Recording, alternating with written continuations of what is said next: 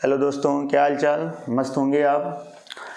आज हम लोग फिजिक्स का यूनिट नंबर 4 जिसका नाम है मूविंग चार्जेस एंड मैग्नेटिज्म, ठीक ना, अर्थात गतिमान आवेश और चुंबकत्व, इसकी शुरुआत करने चल रहे हैं।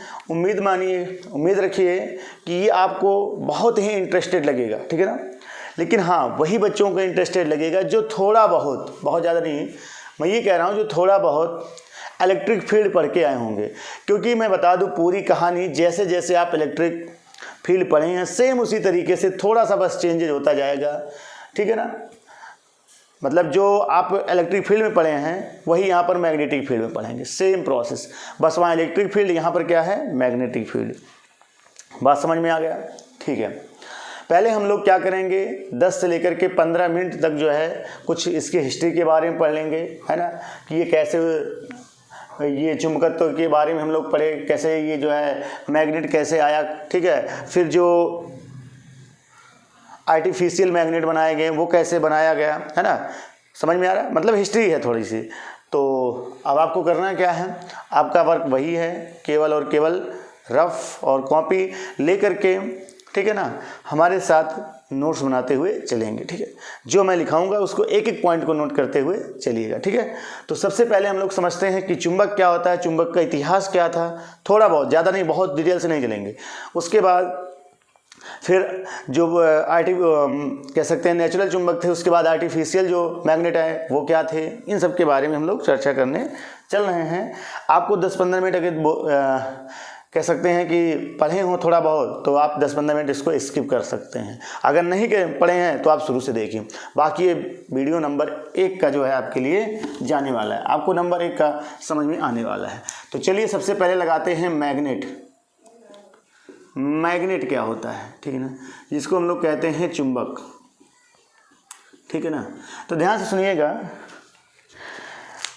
लगभग 2500 वर्ष पहले, कितने वर्ष पहले, 2500, है ना, 25 ईयर्स, ठीक है ना, पहले एक जगह था जिसका नाम था मैग्नीशिया। क्या नाम था? मैग्नीशिया, ठीक है। वहाँ पर ये देखा गया कि ब्लैक कलर के जो पत्थर थे, कौन से कलर के? ब्लैक कलर के। ब्लैक कलर के जो पत्थर थे उसमें क्या हुआ कि अगर वो पत्थर है, ठीक है, ब्लैक कलर का, अगर उसके आसपास हम लोहे के छोटे छोटे कण को रख दें तो वो क्या करता था कि उन छोटे छोटे कणों को अपनी ओर क्या करता था, आकर्षित करता था। बात समझ में आया? समझ में आ गया? तो यहाँ पर ये देखा गया कि कहीं ना कहीं ये जो आपका स्टोन है वो क्या कर रहा है, लोहे के छोटे छोटे टुकड़ों को अपनी ओर आकर्षित कर रहा है, ठीक है। चलिए, अब ये जो छोटे छोटे टुकड़ों को अपनी ओर आकर्षित कर रहा था, जो उसका नाम था, ठीक है ना, जो पत्थर था उसका नाम था Fe3O4, जिसको हम लोग कहते थे मैग्नेटाइट। क्या कहते थे? मैग्नेटाइट। ये कहीं ना कहीं क्या है, Fe का एक अयस्क भी है। मैग्नेटाइट क्या है? ये Fe का एक अयस्क भी है। बात समझ में आ रहा है? ठीक है। तो यहाँ पर देखिए, ये जो यहाँ पर हमें पत्थर प्राप्त हुआ था Fe3O4 का, ये क्या कर रहा था, अगर मान लीजिए पत्थर है, ये यही है Fe3O4, ठीक है। ये अगर इसके आसपास लोहे के छोटे छोटे कण रख दिए गए तो ये सब अपनी ओर क्या करने लगा, इसको आकर्षित करने लगा। बात समझ में आया? ठीक है।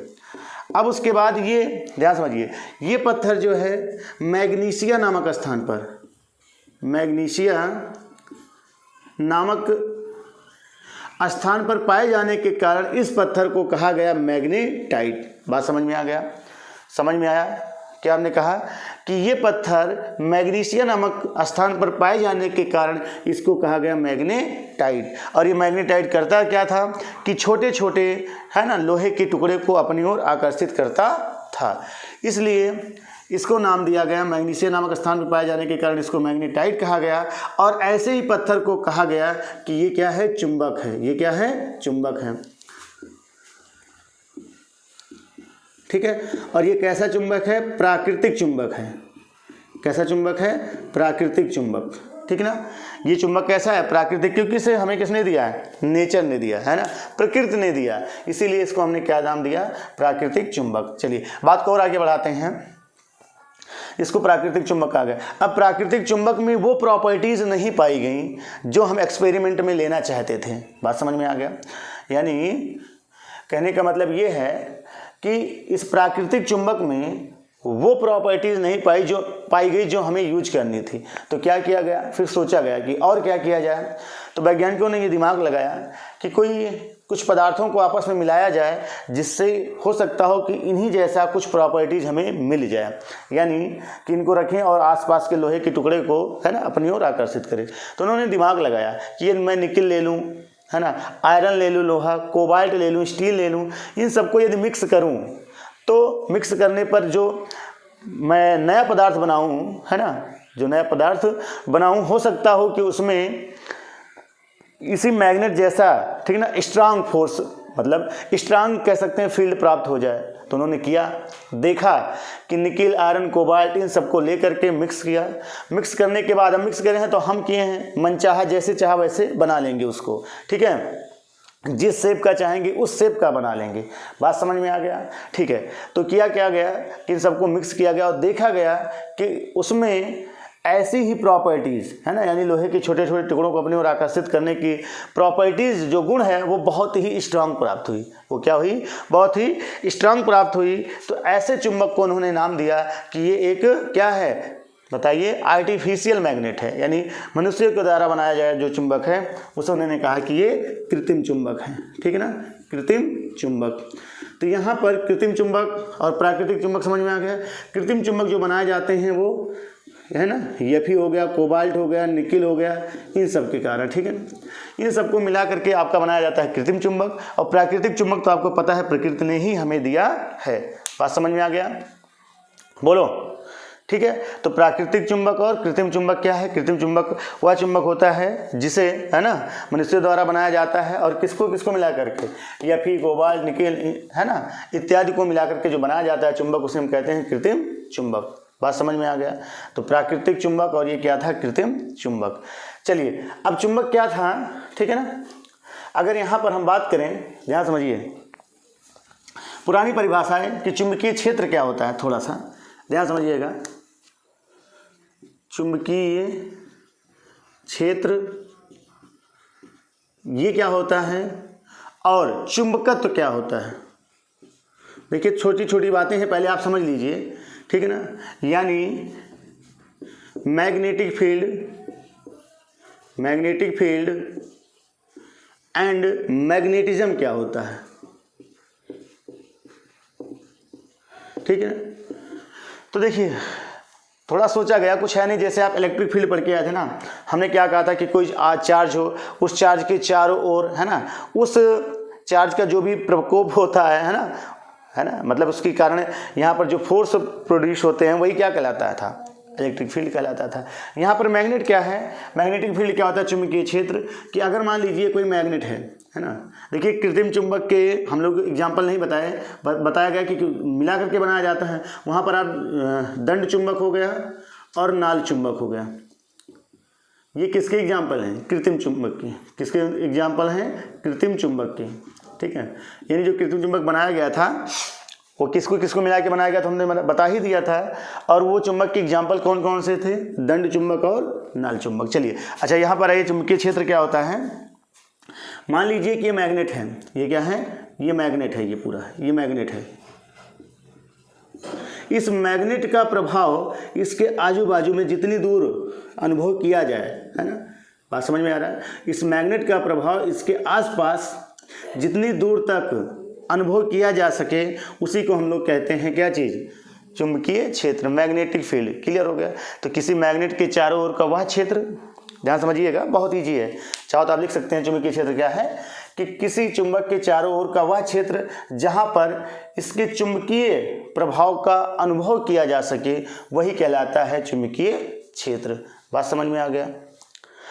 चलिए, अगला आता है चुंबकत्व। मैग्नेटिज्म क्या होता है? ये बार बार हम सेंटेंस यूज करते रहेंगे कि मैग्नेटिज्म, तो ये होता क्या है, इस बात को आप लोग समझ लीजिए। चलिए, यहाँ तक नोट कर लिए, ठीक है। तो मैग्नेटिज्म कुछ नहीं है,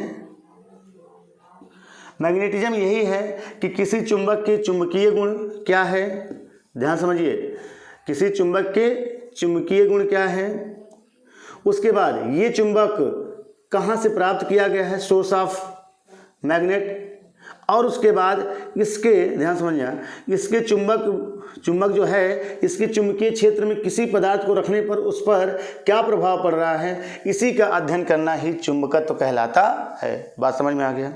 फिर समझिए, बताइए सर, चुंबकत्व क्या है? चुंबकत्व ये है कि किसी चुंबक के चुंबकीय गुणों, है ना, और ये चुंबक का जो है स्रोत कहाँ से प्राप्त किया गया है, और इस चुंबकीय क्षेत्र में किसी पदार्थ को रखने पर उस पदार्थ के ऊपर इस चुंबक का क्या प्रभाव होता है, उसी का अध्ययन करना ही क्या कहलाता है, मैग्नेटिज्म कहलाता है, यानी चुंबकत्व कहलाता है। क्लियर हो गया? चलिए, चुंबकत्व क्या है, क्लियर हो गया?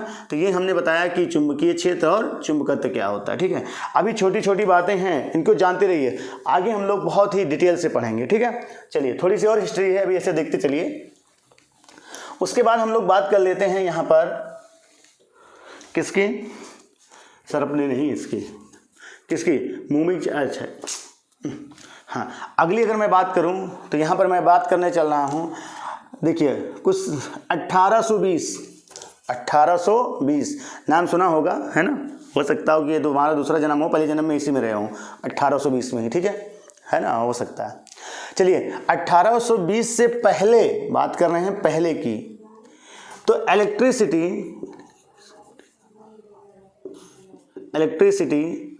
और मैग्नेटिज्म, ठीक, देखिए क्या क्या हमने लिखा, 1820 है ना, 1820 से पहले बात की नहीं, 1820 से पहले इलेक्ट्रिसिटी और मैग्नेटिज्म ये दोनों विज्ञान के जो है अलग ब्रांचेस थे। मतलब क्या था, इनको हम अलग पढ़ते थे और इनको अलग पढ़ते थे, ठीक है, और उसके बाद कहानी ख़त्म हो जाती थी। लेकिन ठीक है, यानी कहने का मतलब ये है कि 1820 से पहले इलेक्ट्रिसिटी, ठीक है, और मैग्नेटिज्म, इन दोनों को हम लोग क्या करते थे, सेपरेट, अलग अलग अध्ययन करते थे। यानी इन दोनों में क्या कोई रिलेशन है, ऐसा कुछ अनुमान नहीं था, ऐसा कुछ अनुमान नहीं था। लेकिन 1820 में ही एक वैज्ञानिक थे जिनका नाम है, ये कहाँ के थे, डेनमार्क के थे, ठीक ना, डेनमार्क के एक भौतिक वैज्ञानिक थे जिनका नाम है क्रिश्चियन ओस्ट्रेड। क्या नाम था, क्रिश्चियन ओस्ट्रेड। उन्होंने बताया और एक एक्सपेरिमेंट भी किया, दोनों किया, बताया और एक्सपेरिमेंट भी किया कि अगर कोई वायर है, ठीक ना, करंट कैरिंग वायर, मतलब जिसमें करंट जा सकता हो, ठीक है, अगर उसमें हम करंट फ्लो कराएं, तो क्या होगा, उस करंट के कारण उसके चारों ओर क्या उत्पन्न होता है, क्या बनाता है, मैग्नेटिक फील्ड बनती है, ठीक ना, मैग्नेटिक फील्ड बनती है। चलिए, ये किसने बताया, वैज्ञानिक किसने, ऑस्ट्रेड ने, ठीक है ना, क्रिश्चियन ऑस्ट्रेड ने बताया था, ठीक है, कि 1820 से पहले तो ऐसे कोई कुछ भी नहीं था, है ना, इलेक्ट्रिसिटी अलग पढ़ लो, मैग्नेटिज्म अलग पढ़ लो, कहानी खत्म, यहीं पर चैप्टर को एंड कर देते थे। लेकिन 1820 के बाद, है ना, जो पुर्तगाल के वैज्ञानिक थे, एक मिनट, कहाँ, सॉरी, डेनमार्क थे, देख लेते हैं एक मिनट, ये वैज्ञानिक थे, जी हाँ, डेनमार्क थे, ठीक है ना, कहाँ के थे, डेनमार्क के थे, ठीक है। उन्होंने कहा नहीं, अब इलेक्ट्रिसिटी और मैग्नेटिज्म अलग अलग पार्ट नहीं होंगे, ठीक है ना। तो कैसे, उन्होंने कहा कि अगर कोई वायर है, इसमें करंट फ्लो हो रहा है, करंट बह रहा है, तो इसके आसपास क्या होता है, मैग्नेटिक फील्ड उत्पन्न होती है। इसका मतलब कहीं ना कहीं इलेक्ट्रिसिटी और मैग्नेटिज्म यानी कि चुंबक दोनों में रिलेशन आ गया कि नहीं आ गया, बोलो, आ गया ना, क्योंकि भाई ये क्या है, आपका इलेक्ट्रिसिटी है, करंट बाय फ्लो हो रहा है ना, और करंट क्या है, मूविंग चार्ज ही तो है, मूविंग चार्ज, है ना। जब चार्ज क्या होता है, फ्लो करता है, बहता है ना किसी वायर में, तो उसमें करंट बहता है, और इसी करंट के कारण जो है क्या होता है, यहाँ पर बताइए, मैग्नेटिक फील्ड उत्पन्न होती है। क्लियर हो गया जी सर। अच्छा, जो ये मूविंग चार्ज है, कहीं ना कहीं अगर मैं कहूँ तो इलेक्ट्रॉन ही तो होंगे भाई। इसमें क्या करता है, वायर में कोई अगर वायर है तो उसमें करंट का जो फ्लो होगा वो किसके कारण, मूविंग चार्ज क्या होता है, इलेक्ट्रॉन होता है, ठीक है। तो उन्होंने देखा कि कहीं ना कहीं, अच्छा एक बात बताओ, उन्होंने पता कैसे किया कि यहाँ पर क्या उत्पन्न हो रहा है बताइए, मैग्नेटिक फील्ड, है ना। उन्होंने पता कैसे किया कि यहाँ पर मैग्नेटिक फील्ड उत्पन्न हो रहा है। तो देखिए मैग्नेटिक फील्ड पता करने का एक ही तरीका है हमारे पास, क्या कि अगर कहीं पर, ठीक है, मैग्नेटिक फील्ड उत्पन्न हो रहा है, ध्यान समझो, एक होता है कंपास, क्या होता है, कंपास, ठीक ना। वो कंपास कैसे होता है, ऐसे देखिए एक बक्से के नुमा का होता है, ध्यान समझिएगा। कंपास की सहायता से हम लोग क्या करते हैं, डायरेक्शन पता करते हैं, है ना। कहीं जंगल वंगल में भटके रहो तो अगर कंपास रहेगा तो हमारे पास वो उत्तर और दक्षिण दिशा का हमें पूर्णतया ज्ञान करा देगा कि किधर जो है नॉर्थ है और किधर जो है साउथ है, ठीक है ना। तो जस्ट उसके अपोजिट आपके क्या हो जाएंगे, ईस्ट और वेस्ट हो जाएंगे। बात समझ में आए। तो कहने का मतलब क्या है कि मैग्नेट का इफेक्ट, मैग्नेट जो है चुंबक, उसके चारों ओर मैग्नेटिक फील्ड उत्पन्न हो रहा है। इसकी पता हम लोग कैसे करते हैं, इसकी पता करते हैं कंपास से। किससे पता करते हैं, कंपास से। तो कंपास क्या होता है, देखिए अगर मान लीजिए कि यहाँ पर, जैसे हम लोग यहाँ पर खड़े हैं तो यहाँ पर पृथ्वी का अपना चुंबकीय क्षेत्र है, क्या है, पृथ्वी का अपना चुंबकीय क्षेत्र है। यहाँ पर और कोई एक्सटर्नल बाहरी जो है कोई चुंबक नहीं रखा गया है, ठीक है। तो यहाँ पर जो मैग्नेट होता है ना, केवल पृथ्वी का अगर केवल मैग्नेट हो तो यहाँ पर ये कंपास जो होता है इसमें दो निडिल, मतलब एक निडिल होती है कुछ इस तरीके से, देखिए ये ऐसे, और एक पीवेट मतलब कील पर ऐसे रुकी रहती है, ठीक है। ऐसे बॉक्स होता है, जैसे डिब्बा नहीं होता वो, क्या मैं बता दूं, टिफिन जैसे तुम्हारा होता गोल गोल, वैसे एक डिब्बा होता है। उसी डिब्बे के ऊपर, एकदम ऊपर नहीं, ऊपर कांच कैसे लगा रहता है, ढक्कन जैसे, और उसी पे ये निडिल रुकी होती है, ठीक है। अगर मैं इसको एन कह दूँ नॉर्थ और इसको साउथ कह दूँ, है ना, एन एस, ये एन हो गया और ये एस हो गया, ये आपका क्या है, कंपास है, ठीक है ना, ये क्या है, कंपास है। तो अगर यहाँ पर केवल और केवल, ध्यान समझना, केवल और केवल अर्थ का इलेक्ट्रिक मैग्नेटिक फील्ड है तो ये हमेशा ऑलवेज नॉर्थ और कहाँ पर, साउथ। यानी इसकी सुई, जैसे समझिए यहाँ पर मैग्नेटिक, यहाँ पर केवल और केवल क्या है, अर्थ का ही मैग्नेट है, यानी अर्थ की ही मैग्नेटिक फील्ड है। तो अगर हम इसको ऐसे रख देंगे तो ये सुई हमेशा उत्तर और दक्षिण दिशा में ही ठहरेगी, ऑलवेज किस डायरेक्शन में रहेगी, नॉर्थ और साउथ में। तो इसका जो अगर मान लो ये नॉर्थ है तो ये नॉर्थ डायरेक्शन हो गया, और ये साउथ है तो ये साउथ डायरेक्शन हो गया। बात समझ में आ गया। उसी तरीके से, ठीक है, अगर यहाँ पर मैं ये कह दूँ कोई एक्सटर्नल बाहरी चुंबक नहीं है तो ये नॉर्थ और साउथ डायरेक्शन में रुकेगा। अगर मान लो इसके पास थोड़ा सा कोई चुंबक अगर रख दिया जाए, है ना, ये अगर कोई इसके पास चुंबक रख देते हैं तो ये आप जानते हो क्या करेगा, ये डिफ्लेक्ट हो जाएगी, ये सुई अपने ही स्थान से क्या हो जाएगी, डिफ्लेक्ट हो जाएगी। और डिफ्लेक्ट होने के कारण, ठीक है, ये डिफ्लेक्ट तभी होगी, ध्यान समझिए, कंपास अपने एन और एस से तभी डिफ्लेक्ट होता है, यानी तभी विक्षेपित होता है जब उसके आसपास कोई अदर मैग्नेट रखा गया हो, ठीक है ना, समझ में आ गया। यानी ये कंपास अपने स्थान से तभी डिफ्लेक्ट होता है जब इसके आसपास कोई मैग्नेट रखा गया हो तब। तो अगर मैग्नेट नहीं होगा तो ये नॉर्थ और साउथ में दिशा में ही रुकी रहेगी। तो यहाँ पर समझ में आ गया कि इलेक्ट्रिक फील्ड का डायरेक्शन, अभी इतना इलेक्ट्रिक फील्ड पढ़ा दिए हैं कि इलेक्ट्रिक फील्ड का दिमाग से जा ही नहीं रहा है ना। मैग्नेटिक फील्ड, अगर कोई कहीं पर मैग्नेटिक फील्ड है, यदि उसको पता करना है कि वहाँ मैग्नेटिक फील्ड है कि नहीं, तो वहाँ पर हम लोग कंपास रखेंगे। यदि कंपास एन और एस से डिफ्लेक्ट होता है तो 100% है वहाँ पर कहीं ना कहीं कोई मैग्नेट प्रेजेंट है। समझ में आ गया, बोलो आगे क्लियर हो गया, ठीक है। तो यानी मैग्नेट का कोई मैग्नेट है, अगर वहाँ पर उसका इफेक्ट है, ये मैग्नेट है, यदि यहाँ पर इसका इफेक्ट है तो यहाँ पर यदि कंपास को रखेंगे तो वो सुई अपने स्थान से क्या हो जाएगी, डिफ्लेक्ट हो जाएगी, ठीक है। तो ऐसे ही पता किया किसने पता किया, वैज्ञानिक ऑस्ट्रेड ने, ठीक है ना, जो डेनमार्क के थे। उन्होंने क्या किया कि एक वायर लाया, अभी मैं इसका पूरा प्रयोग बताऊंगा, ठीक है, कैसे किया था उन्होंने। तो क्या किया गया, यहाँ पर बस यही ला के रखे, देखिए क्या हो गया, डिफ्लेक्ट होने लगा। क्या होने लगा, डिफ्लेक्ट होने लगा। बस डिफ्लेक्ट हुआ तो उन्होंने बता दिया भैया कि ये वायर है तो इसके कारण यहाँ पर चारों ओर क्या उत्पन्न हो गया, मैग्नेटिक फील्ड उत्पन्न हो गया। सिट खत्म। चलिए उसके बाद एक वैज्ञानिक और पैदा हो गए, है ना, उनका नाम क्या था, उनका नाम था माइकल फैराडे। क्या नाम था, माइकल फैराडे। माइकल फैराडे, ये सब फालतू पैदा हो गए। अदरवाइज हम लोग क्या करते, मैग्नेटिक छोटा सा टॉपिक था पढ़ लेते और इलेक्ट्रिसिटी थोड़ा सा टॉपिक था पढ़ लेते, काम खत्म हो जाता है। लेकिन ये दोनों वैज्ञानिक आकर के हमारी ज़िंदगी में नया भूचाल ला दिए। कौन कौन, फैराडे और वैज्ञानिक ऑस्ट्रेड, ठीक ना, ऑस्ट्रेड, ये दोनों वैज्ञानिक है ना, माइकल फैराडे और ऑस्ट्रेड, ठीक है। ये दोनों वैज्ञानिक आ करके फिजिक्स में एक नई क्रांति ला दी, ठीक है ना। अब कब आए? 1820 के बाद आ गए, ठीक है। 1820 से पहले हम लोग पैदा हुए होते तो इसको पढ़ ही ना पाते, है कि नहीं? ना पढ़ना तो पड़ता है। चलो कैसे पढ़ते जब था ही नहीं। हाँ सही कह रहे हो। चलो, माइकल फैराडे और ऑस्ट्रेड ने क्या कहा, समझ में आ गया? कोई वायर है, इसमें अगर करंट फ्लो हो रहा है तो इसके चारों ओर क्या उत्पन्न होता है? मैग्नेटिक फील्ड होता है। तो वहीं पर इसका जस्ट अपोजिट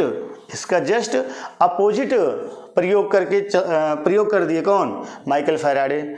उन्होंने एक्सपेरिमेंट किया, उन्होंने सोचा कि यदि, ठीक है ना, करंट कैरिंग वायर से यदि मैग्नेटिक फील्ड उत्पन्न हो सकती है तो क्या मैग्नेटिक फील्ड से, है ना, यानी मैग्नेट से क्या करंट उत्पन्न नहीं हो सकता?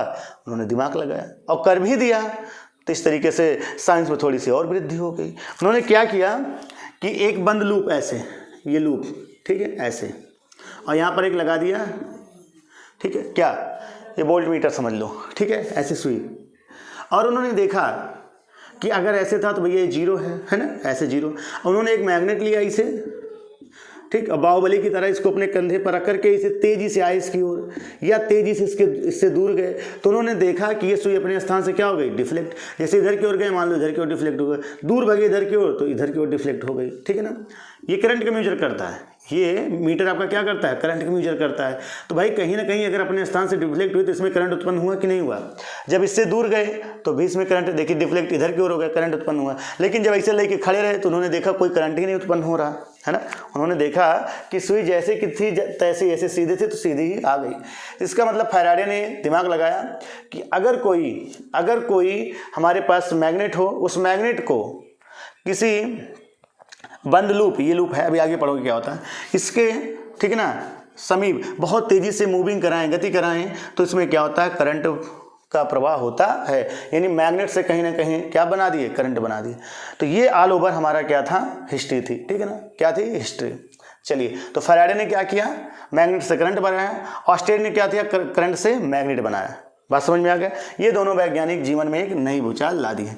और इन्हीं दोनों से जो इनके अच्छे रूल्स हैं, ध्यान समझिएगा, इनके जिन्होंने जो एक्सपेरिमेंट करके अच्छे रूल्स बताए, उन्हीं के जोड़ते हुए आगे एक वैज्ञानिक आ गए जिनका नाम था मैक्सवेल। क्या नाम था? मैक्सवेल। उन्होंने इन दोनों को इकट्ठा करके एक नई, ठीक है ना, नया चैप्टर बना दिया। उसको भी हम लोग आगे पढ़ेंगे, ठीक है। यानी इन दोनों में रिलेशन समझ में आ गया। उनका क्या नाम था? मैक्सवेल, ठीक है ना। वो मैक्सवेल नहीं जो आप समझते हो बस आते ही क्रिकेट के, है ना, बस सिक्सर ही मारना शुरू कर देते हैं। याद होगा, कुछ बच्चे जानते होंगे मैक्सवेल क्या है ना, ऑस्ट्रेलिया के थे। जी हाँ, समझ में आ गया। चलिए आइए देखते हैं अब ऑस्ट्रेड ने क्या एक्सपेरिमेंट किया। बहुत इंपॉर्टेंट है ना। ऑस्ट्रेड ने क्या एक्सपेरिमेंट किया? उन्होंने ये किया, ध्यान समझना, क्या पढ़ाऊँ या पढ़ लोगे? ठीक है, बहुत पुराने प्रयोग हैं तो टाइम मैं देख ले रहा हूँ। मैंने कहा था ना कि 15-20 मिनट मैं पढ़ाऊँगा, तो आई थिंक 23 मिनट हो गए, है ना।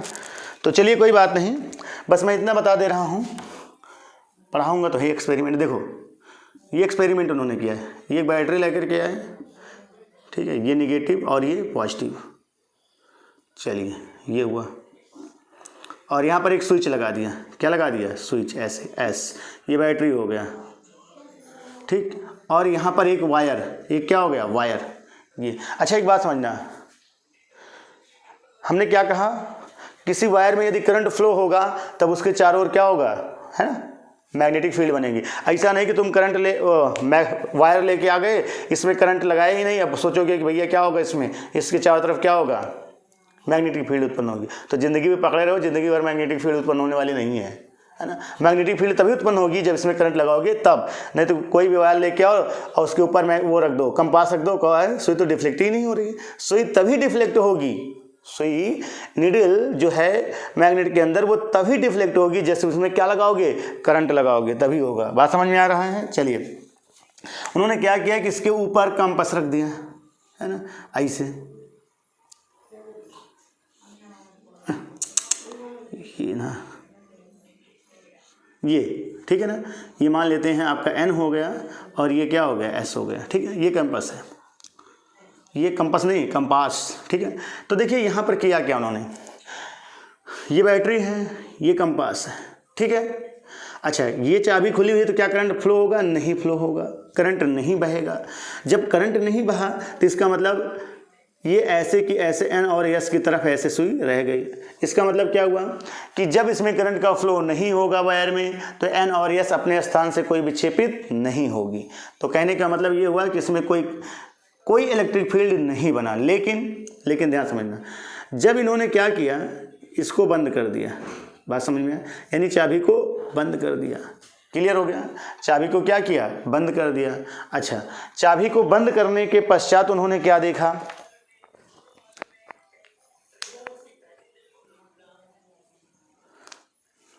ठीक है, चाबी को बंद करने के पश्चात क्या देखा। देखो, अगर मैं इसको ऐसा कह दूं, ये मैं डिवाइड कर दूं, ये हो गया एन, ये हो गया एस, ये हो गया ई और ये हो गया डब्ल्यू। ये है आपकी सुई नीडल, ये तो है, ये तो है सुई। देखो, उन्होंने जब करंट लगाया है ना, किधर से किधर की ओर बताइए, उन्होंने करंट लगाया, ये पॉजिटिव है ना सिरा जी, पॉजिटिव है तो कहीं ना कहीं अगर देखा जाए तो इधर की ओर तो करंट आ रहा है। यानी देखो, इसको समझो, एन और ये क्या हो गया एस, ये क्या हो गया ई, ये डब्ल्यू। तो कहीं ना कहीं कहाँ से आ रहा है? नॉर्थ से साउथ की ओर। नॉर्थ से कहाँ आ रहा है? साउथ की ओर ये करंट आ रहा है। बात समझ में आ रहा है? जी सर।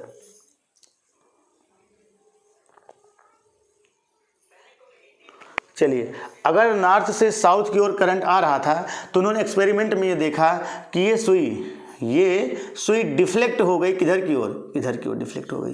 कुछ ऐसा मैं यहाँ पर बना दे रहा हूँ, वो सुई ऐसे डिफ्लेक्ट हो गई, ठीक है, ऐसे डिफ्लेक्ट हो गई। बात समझ में आया? ये हो गया एन और ये हो गया एस। मतलब यहाँ पर उन्होंने देखा कि जैसे इसमें करंट फ्लो हुआ, ये सुई किधर की ओर? डब्ल्यू है ना, पश्चिम की ओर है ना, ये आप समझिए उत्तर, ये दक्षिण, ये पूर्व और ये पश्चिम की ओर डिफ्लेक्ट हो गई, ठीक है। लेकिन ये तब हुआ जब इसमें करंट का प्रवाह हुआ एन से एस की ओर, तब। अब इसका अपोजिट भी हो सकता है। अगर मान लीजिए ठीक है, ये तो आप नेगेटिव कर दो, इसको क्या कर दो? पॉजिटिव। अगर मैं करंट ऐसे फ्लो करूँ, ठीक है, ऐसे से एन की ओर, तो ये सुई उन्होंने देखा कि ये सुई किधर की ओर हो गई बताइए? इधर की ओर डिफ्लेक्ट हो गई, ठीक है। देखिए, इसको इतना आपको याद नहीं रखना है ज़्यादा। तो यहाँ पर उन्होंने एक्सपेरिमेंट में बस केवल देखा कि करंट का प्रवाह है ना, जो करंट का फ्लो हो रहा था, उसका प्रवाह बदलने से, ठीक है ना, जो हमारा सुई का डिफ्लेक्शन था वो भी बदल रहा था। जब इसमें कोई करंट का फ्लो नहीं हो रहा था तो नो डिफ्लेक्शन, ठीक है। जब हमने देखा कि इधर से इधर की ओर आ रहा तो डिफ्लेक्शन इधर की ओर, जब इधर से इधर की ओर करंट गया तो डिफ्लेक्शन इधर की ओर। हुआ कि नहीं हुआ? तो बस यही उन्होंने एक्सपेरिमेंट किया था, ठीक है ना। अगर ये मैग्नेट की जो निडल है, कंपास की जो निडल है, अगर वो अपने स्थान से डिफ्लेक्ट हो रही है तो कहीं ना कहीं इसके चारों ओर मैग्नेटिक फील्ड उत्पन्न हो रही है। बात समझ में आ गया? तो ये था पूरी कहानी किससे?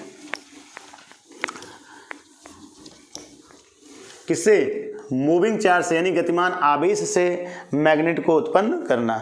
बात समझ में आ गया? तो ये ऑल ओवर हिस्ट्री थी कि कैसे कैसे मैग्नेट की जो है, मैग्नेट क्या था, प्राकृतिक है ना, हमने बताया कि प्राकृतिक चुंबक क्या था, हमने फिर बताया कृत्रिम चुंबक क्या था, प्राकृतिक, और फिर हमने बताया कि प्राकृतिक चुंबक तो एक पत्थर ही है ना, जो कहाँ से? मैग्नीशिया नामक स्थान से प्राप्त हुआ था। मैग्नीशिया नामक स्थान से प्राप्त होने के कारण उसे हमने क्या कहा? मैग्नेटाइट कहा। और मैग्नेटाइट से ही, ठीक है ना, मैग्नेटाइट से ही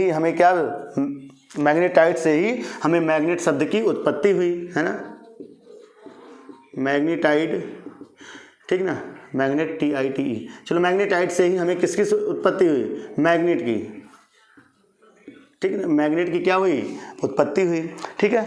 और फिर हमने बताया कि यहाँ पर जो मैग्नेट हैं वो दो प्रकार के होते हैं, एक आर्टिफिशियल होता है, एक नेचुरल होता है, ठीक है। उसके बाद जो नेचुरल होते हैं उनमें वो स्ट्रेंथ नहीं होती है ना, जितनी हमें ज़रूरत पड़ती है एक्सपेरिमेंट में। तो हमने क्या किया कि हमने आर्टिफिशियल मैग्नेट बनाने का प्रयास किया। आर्टिफिशियल मैग्नेट बनता कैसे हैं? Artificial magnet nickel, iron, cobalt, steel, इन सबको को मिला करके बनाया जाता था। अब यहाँ पर जो आर्टिफिशियल मैग्नेट था वो कहीं ना कहीं ठीक है, 2 प्रकार के हुए थे, एक दंड चुंबक और एक नल चुंबक। ऐसा था। अगर कहीं पर, ध्यान समझिए, अगर कहीं पर मैग्नेटिक फील्ड है तो उस मैग्नेटिक फील्ड का पता कैसे करेंगे? उस मैग्नेटिक फील्ड का पता करने के लिए हम लोग क्या किए, वहाँ पर कैंपस रख दिए। यदि ठीक ना, कंपास रखने पर यदि वो सुई अपनी एन और एस से डिफ्लेक्ट होती है तो 100% वहाँ पर क्या है बताइए, मैग्नेटिक फील्ड है।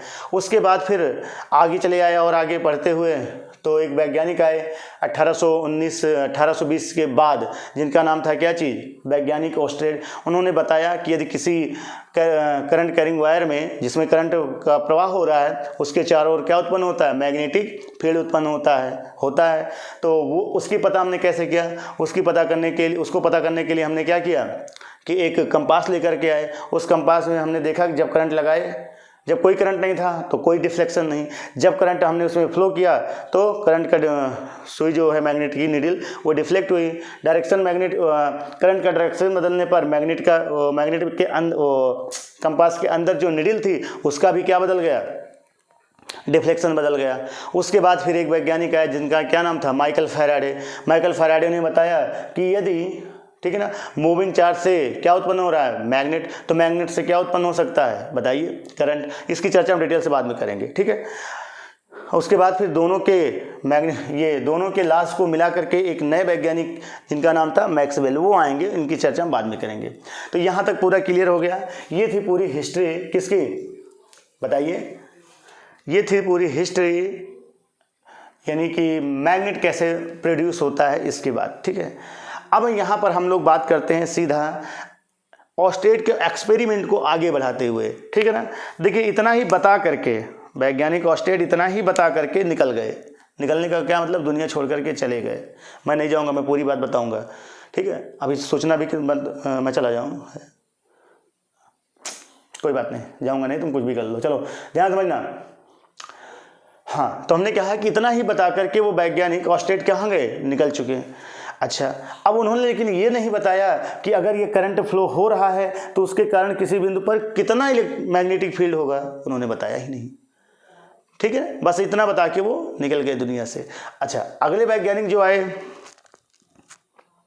बायो-सेवर्ट, कौन है, बायो-सेवर्ट। उन्होंने बताया कि किसी अगर वायर में करंट का प्रवाह हो रहा है तो उस करंट के कारण किसी बिंदु पर मैग्नेटिक फील्ड का मान कितना होगा। बात समझ में आ रहा है। चलिए, तो अब हम लोग बात करते हैं यहाँ पर मैग्नेटिक फील्ड का, है ना। मैग्नेटिक फील्ड अगर जो प्रोड्यूस हो रहा है वो कितना होगा किसी पॉइंट पर, वो चर्चा। तो ध्यान से समझना, यहाँ पर मैं एक वायर ले रहा हूँ, पहले भी इनका नियम नहीं, थोड़ी सी और बात को बता रहा हूँ। अगर मान लो ये वायर है, ध्यान समझना, ये वायर है, इसमें करंट का प्रवाह हो रहा है। अगर यहाँ पर छोटा सा चार्ज ला के रख दें, छोटा सा चार्ज ऐसे, क्यों नॉट, चूहा वाला ना, तो हमने देखा ला करके रख दिया। अगर ये रेस्ट में है, किसमें है, रेस्ट में, स्थिर है, तो अगर ये स्थिर है ना तो इस वायर के कारण जिसमें करंट फ्लो हो रहा है, ठीक है, इस पर कोई भी प्रभाव नहीं पड़ा। ये रेस्ट में है तो जिंदगी भर रेस्ट ही रहा, करता रहा, कोई दिक्कत नहीं। अगर यहाँ पर ध्यान समझना, अगर यहाँ पर करंट का फ्लो हो रहा है, अगर कोई चार्ज है क्यू नॉट, अगर हम उसको थोड़ा सा वेलोसिटी दे करके यहाँ पर रखें तो हमने देखा कि ये गति करने लगेगा, है। क्या मतलब हुआ, अगर हमने इसको स्थिर ऐसे छोड़ दिया तो कोई मतलब नहीं, वी ऑलवेज जीरो। लेकिन अगर हमने इसको थोड़ा सा चार्ज दे दिया तो ये क्या हो गया, इसके चारों ओर मतलब मूविंग करने का प्रयास करने लगा। तो इसका मतलब क्या हुआ, देखिए दोनों में अंतर समझिए। इसका मतलब ये हुआ कि अगर ये चार्ज रेस्ट में है, तो इस वायर में करंट तो फ्लो हो रहा है, लेकिन इस पर कोई प्रभाव नहीं पड़ रहा। लेकिन अगर ये चार्ज मूविंग में है और यहाँ पर करंट का प्रवाह हो रहा है, ठीक है, अगर ये हमने गति दे करके छोड़ा तो कहीं ना कहीं ये इसके कारण इस पर कुछ ना कुछ इफेक्ट पड़ा, वो इसकी ओर गति करने का प्रयास करने लगा। तो क्या देखा गया, ऑब्जर्व ये किया गया, ध्यान समझना, ऑब्जर्व ये किया गया कि अगर इलेक्ट्रिक फील्ड होता, ध्यान समझना, इलेक्ट्रिक फील्ड होता, ये इलेक्ट्रिक फील्ड है, तो इलेक्ट्रिक फील्ड में किसी चार्ज को हम रख दें तो उस पर बल लगता है, ठीक है, बल लगता है कितना, E × Q0 का, लगता कि नहीं लगता, बात समझना। अगर इसमें वायर है, अगर यहाँ पर करंट का प्रवाह हो रहा है, अगर इसके चारों ओर इलेक्ट्रिक फील्ड उत्पन्न होता तो कहीं ना कहीं इस पर फोर्स लगता और लगने के कारण ये गति करने लगता। ठीक है, बात समझ में आ रहा है? बोलो। अच्छा, अगर यहाँ पर ध्यान समझो, और यहाँ पर हमने क्या किया, इसको थोड़ा सा मूविंग करा दिया, थोड़ा सा गति दे दिया, तो क्या हो गया, गति कराने के कारण इस पर फोर्स लगने लगा। तो अगर फोर्स लगने लगा तो कहीं ना कहीं यहाँ पर एक नई प्रकार की इलेक्ट्रिक फील्ड उत्पन्न हो रही है ना। यहाँ पर एक नई प्रकार की जो है फील्ड उत्पन्न हो रही है, इलेक्ट्रिक फील्ड नहीं कहेंगे, सॉरी, यहाँ पर एक नई प्रकार की फील्ड उत्पन्न हो रही है जिसका नाम है बी, यानी चुंबकीय क्षेत्र। ठीक है, तो इसका मतलब ये हो गया कि अगर ये आवेश, ध्यान समझना, अगर कोई आवेश किसी वायर में गतिमान है, आवेशी तो है करंट, है ना, गतिमान है, तो उसके चारों ओर क्या उत्पन्न होता है, चुंबकीय क्षेत्र। और ठीक है ना। अच्छा, और अगर ये यहां पर हम स्थिर कर दिए, क्या, अच्छा ये पता करो क्या इलेक्ट्रिक फील्ड उत्पन्न हुई, क्या इलेक्ट्रिक फील्ड उत्पन्न हुई कि केवल मैग्नेटिक फील्ड उत्पन्न हुई। तो देखिए, अगर यहाँ पर इलेक्ट्रिक फील्ड उत्पन्न हुआ होता तो कहीं ना कहीं अगर चार्ज रेस्ट में रखा तो इस पर फोर्स तो लगता ही लगता ना, पीछे पड़ चुके हैं, है ना। तो कहीं ना कहीं ये इलेक्ट्रिक ये जो आपका वायर है जिसमें करंट का प्रवाह हो रहा है, इसके कारण इसके चारों ओर कोई भी इलेक्ट्रिक फील्ड उत्पन्न नहीं हुई। ठीक है, लेकिन अगर इसमें चार्ज ये गतिमान है, ये आपका आवेश इसमें क्या है, मूविंग कर रहा है, करंट का प्रवाह हो रहा है, अगर इस चार्ज को, ठीक है, थोड़ा सा वेलोसिटी दे दें तो इसकी ओर गति करने लगता है। तो यहाँ पर कहीं ना कहीं एक नई प्रकार की जो है फील्ड उत्पन्न हुई जिसको हम लोग कहते हैं क्या चीज़, मैग्नेटिक फील्ड। तो बात समझ में आ गया। तो नोट पॉइंट ये है, नोट पॉइंट क्या है, नोट पॉइंट ये है कि अगर किसी वायर में करंट का प्रवाह हो रहा है तो वहाँ पर केवल और केवल क्या उत्पन्न होता है, बताइए, मैग्नेटिक फील्ड उत्पन्न होती है। अब इसको आप चाहे एक समान चाल से चलाओ, थोड़ा सा स्पीड दे दो बस, ठीक है। यानी कहने का मतलब ये है कि मैग्नेटिक फील्ड ध्यान समझना, मैग्नेटिक फील्ड चार्ज अगर रेस्ट में है, ध्यान समझिए, मैग्नेटिक फील्ड यदि चार्ज रेस्ट में है तो उसको छूता तक नहीं है ना, उस पर कोई प्रभाव नहीं डालता। लेकिन अगर गतिमान है ना, थोड़ा सा गतिमान है, तभी मैग्नेटिक फील्ड उस पर प्रभाव डालेगा, अदरवाइज नहीं। और लेकिन अगर इलेक्ट्रिक फील्ड है, ध्यान समझिए, इलेक्ट्रिक फील्ड दोनों पर प्रभाव डालता है। अगर चार्ज स्थिर है तब भी इस पर फोर्स लगाएगा कितना, E इंटू, अगर Q है तो Q का। और याद करो हमने बताया था कि अगर ऐसे इलेक्ट्रिक फील्ड है, इसमें कोई चार्ज को अंदर भेजे थे तो ऐसे गति करते हुए गया था ना, बात समझ में आया, ऐसे गति करते हुए गया था। तो यहाँ पर कुछ समझ में आया, समझ में क्या आया सर, समझ में ये आया कि मैग्नेटिक फील्ड है ना, अगर केवल मैग्नेटिक फील्ड है तो वहां पर चार्ज जब मोशन में होगा तभी उस पर कोई प्रभाव पड़ेगा। और अगर इलेक्ट्रिक फील्ड है तो इलेक्ट्रिक फील्ड अगर है तो वहां पर चार्ज चाहे मोशन में हो, या जैसे मोशन में हो तो ऐसे जाएगा, रेस्ट में हो तो ऐसे जाएगा। ठीक है, दोनों कंडीशन पर जो है इस चार्ज पर कुछ ना कुछ फोर्स लगता है। तो दोनों में कुछ डिफरेंस समझ में आया। मैग्नेटिक फील्ड रेस्ट चार्ज को छूता तक नहीं है, ठीक है, केवल गतिमान आवेश को छूता है, जबकि इलेक्ट्रिक फील्ड चाहे वो चार्ज रेस्ट में हो चाहे चार्ज मोशन में हो, दोनों को वो क्या करता है, प्रभावित करता है। क्लियर हो गया, चलिए मिटा दें इसको। ओके सर, अब यहाँ पर हम लोग बात कर लेते हैं आगे, एक एक पॉइंट को नोट्स में बनाते हुए जाइएगा, ठीक है। एक वैज्ञानिक, देखो वैज्ञानिक ऑस्टेड ने क्या किया, बस ये वायर लिया, करंट इसमें फ्लो कर दिया, बताया भैया इसके चारों ओर यहाँ पर अगर हम कंपास रखते हैं तो इसकी सुई डिफ्लेक्ट होती है, मतलब इसके चारों ओर मैग्नेटिक फील्ड बनता है।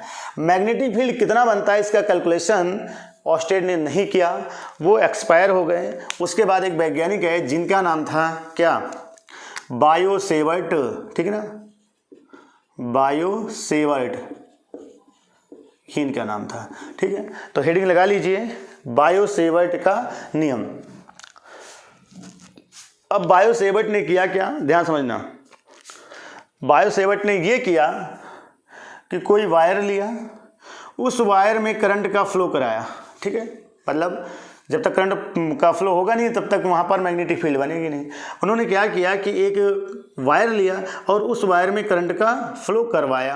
अच्छा, अब यहाँ पर इस वायर के कारण अगर इस पॉइंट पर हमें क्या ज्ञात करना है, मैग्नेटिक फील्ड का मान, क्या ज्ञात करना है, मैग्नेटिक फील्ड का मान।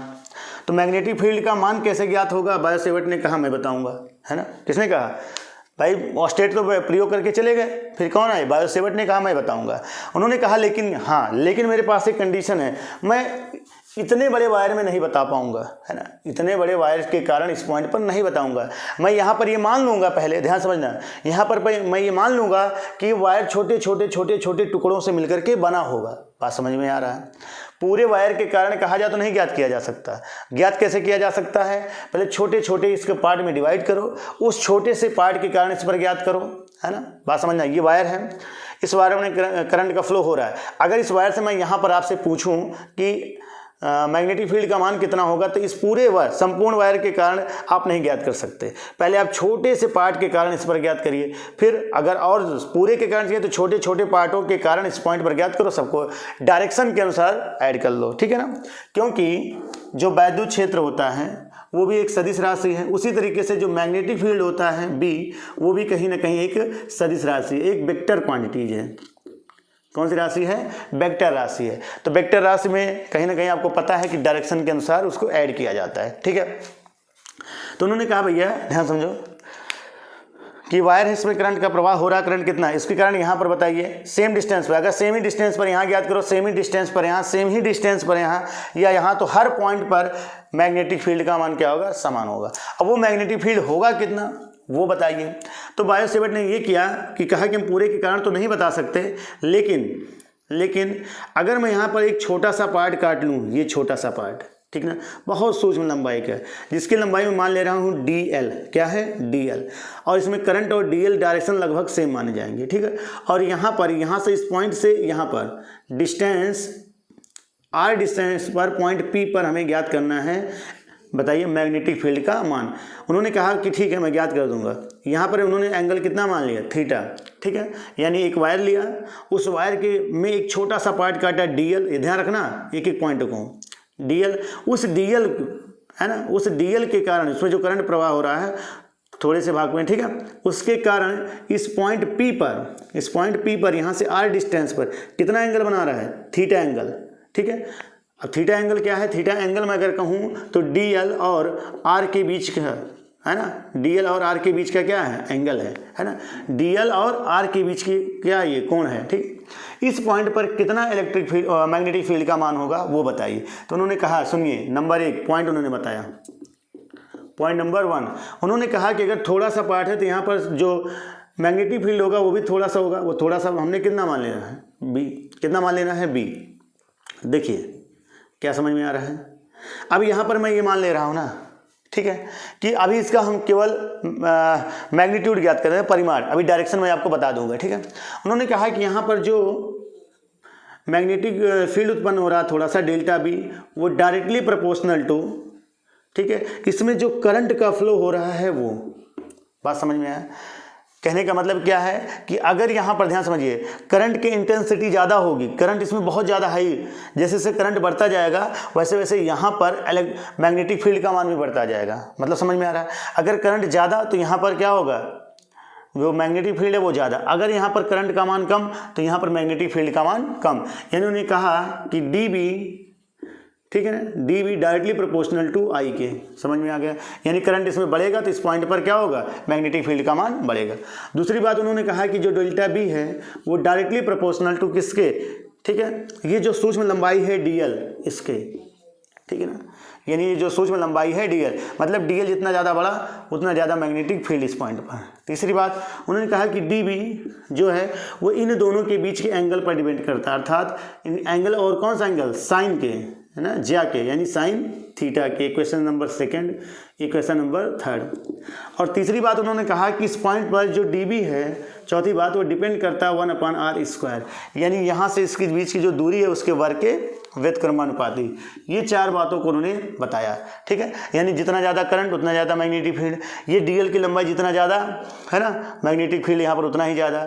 और उसके बाद इनके बीच का एंगल थीटा बढ़ने पर, ठीक है ना, DB का मान बढ़ेगा।